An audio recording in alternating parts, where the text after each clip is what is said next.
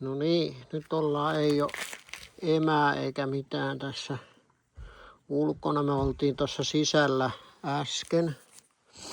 Ja nyt sitten että miten tästä nyt sitten lähdetään, niin kyllähän nämä kaikki taitaa tästä nyt niin kuin johonkin lähteä vähän tutustumaan.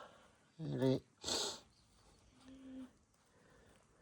periaatteessa nyt niin kuin toista kertaa, silloinhan me oltiin kerran tässä vielä. Tai oltiin aikaisemmin yhden kerran.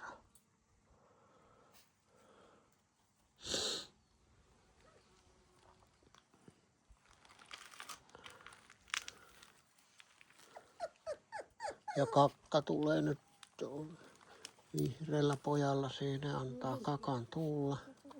Antaa kakan tulla, se ei haittaa.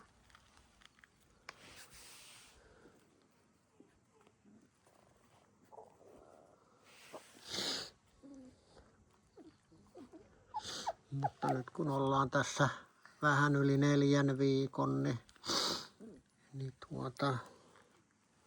eihän tässä nyt tietysti suuria irtautumisia tapahdu.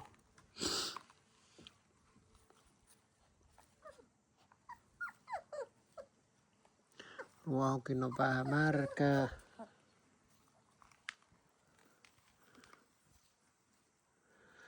Ja nyt oli just, että ajattelet sisällä, että kun ne nyt siinä oli sitä virtaa ruokailun jälkeen, niin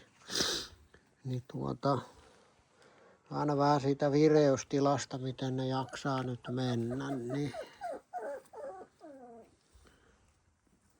Mutta tällaista ensin niin käytännössä nyt toista tutustumista tähän ulkoilmaan. Tästä ne alkaa sitten. Tämä vititte, että ne ei ole emää kannata ottaa, kun ne sitten pyörii sen emän ympärillä.